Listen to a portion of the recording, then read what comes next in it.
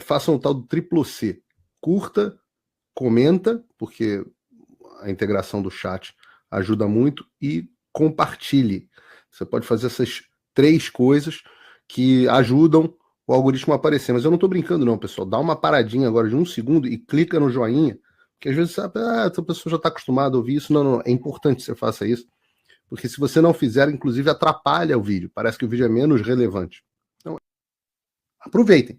Aliás, um dos capítulos, antes de eu falar de educação, a coisa que eu mais chamo a atenção é para o domínio da esquerda, da guerra da esquerda contra a religião.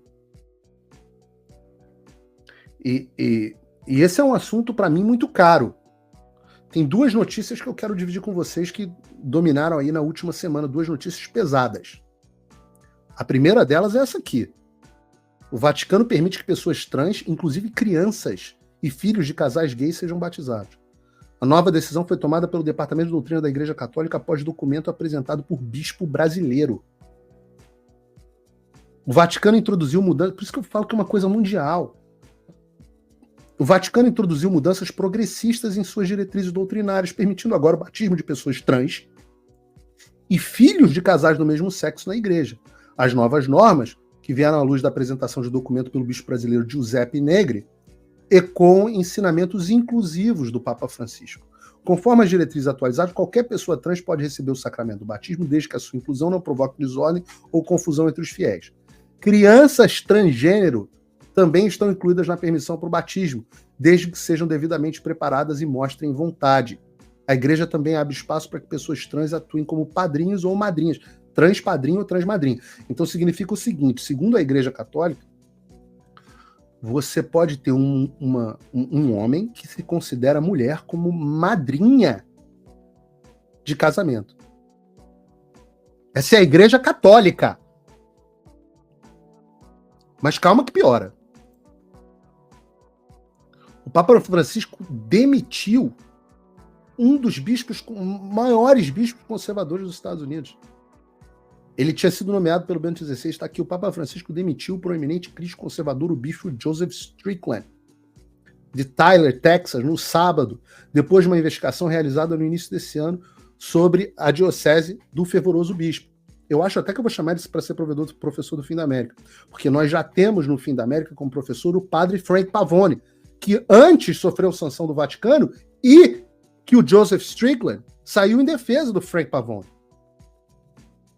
A ação foi vista como uma medida extraordinária, já que bispos problemáticos na Igreja Católica geralmente são solicitados ou pressionados a renunciar em vez de serem diretamente removidos.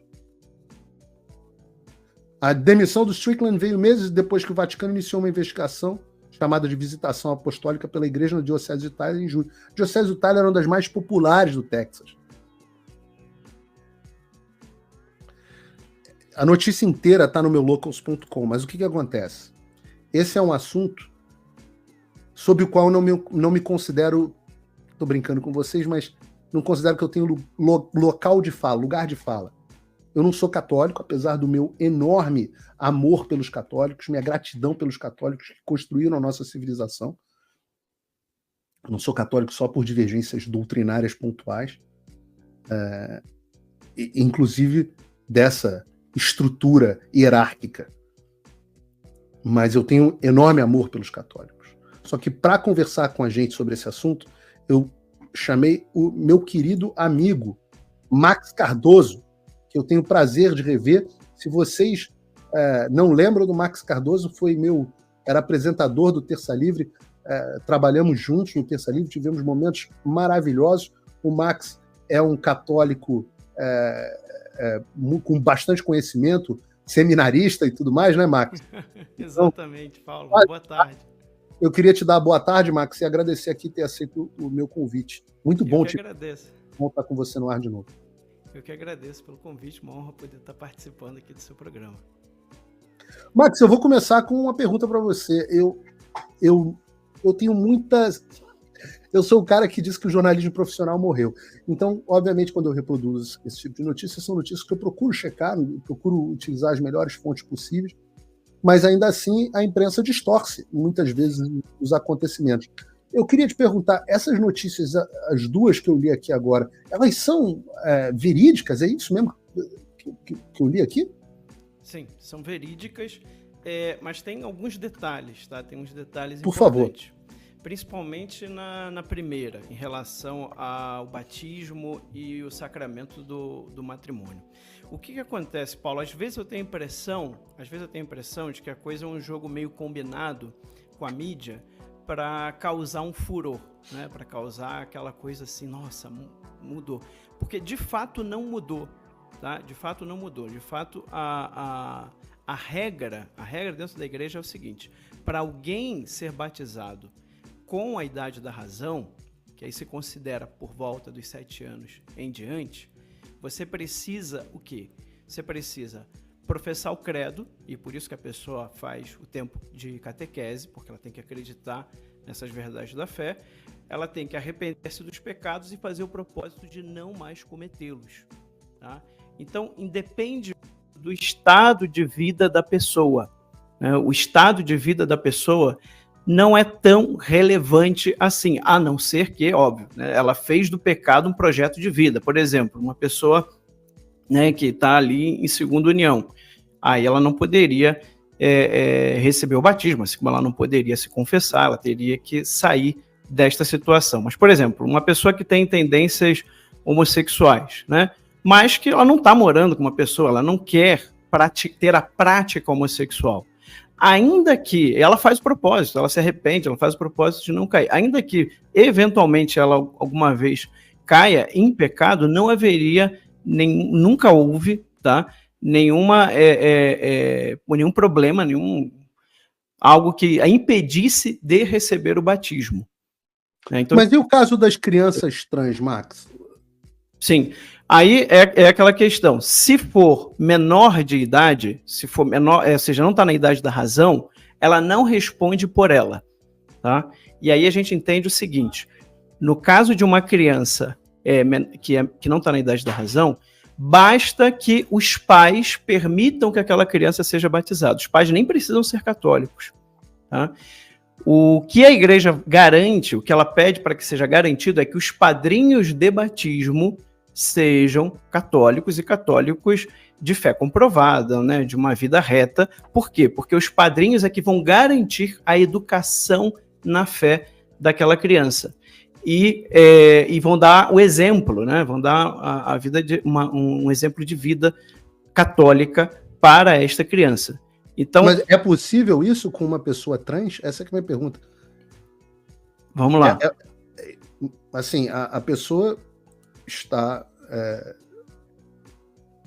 a pessoa é um homem, tá achando que é mulher.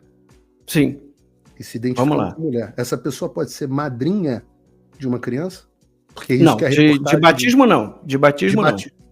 Porque é isso que a reportagem diz. Não, é de matrimônio. Se eu bem entendi, é padrinho e madrinha de casamento. Porque os padrinhos... Aí pode. Qualquer pessoa pode, tá? Até um não católico pode. Porque os padrinhos de casamento, o papel dos padrinhos de casamento, isso tudo eu estou falando pela lei da igreja, o Código de Direito Canônico, claro, né? Claro. Os padrinhos de casamento, eles não garantem a fé dos noivos, tá? Quem garante que os noivos sabem o que estão recebendo, que inclusive um dos noivos pode até não ser católico também. Sim. Quem garante que os noivos saibam o que eles estão assumindo é o padre que dá ali uma espécie de curso, uma espécie de entrevista com os noivos antes da celebração do sacramento. Os padrinhos de matrimônio, que oficialmente são só 2, tá? Os que assinam o documento são só 2. O resto você pode colocar, mas aí é muito mais uma questão de social do que de fato aqui, inclusive, legal. São 2. A tradição aqui nos Estados Unidos realmente são 2. É um padrinho e uma madrinha.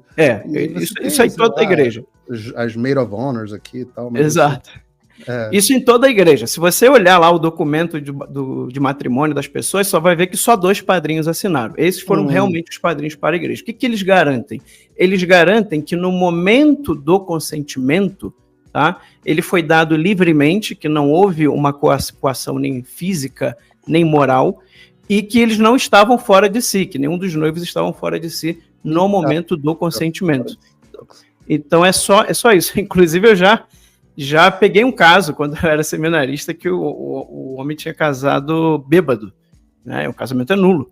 Né? Ele casou completamente bêbado, ao ponto dele falar que ele não lembrava do próprio casamento. Então, qual foi a mudança prática para a imprensa, essa ação do bispo brasileiro? Eu tinha essa suspeita, tá? Eu dei aqui a notícia, você vê que a minha primeira pergunta foi essa: é isso mesmo que está acontecendo? Porque eu já vi a imprensa deturpar, fazer esse joguinho de deturpação e de escarcéu em cima de algo que não é uma verdadeira mudança, muitas vezes. Qual foi? O que mudou? Alguma coisa mudou ou não mudou nada? Nesse sentido, não. Nesse sentido, não houve uma mudança de princípio. O que houve foi uma aplicação, no sentido de que, né, a pessoa ela pode ter, sei lá, feito uma operação de mudança de sexo e ela se arrependeu, né? E aí ela quer viver a fé católica. Ela pode ser batizada? Claro que pode, porque ela se arrependeu, ela faz o propósito de não mais pecar.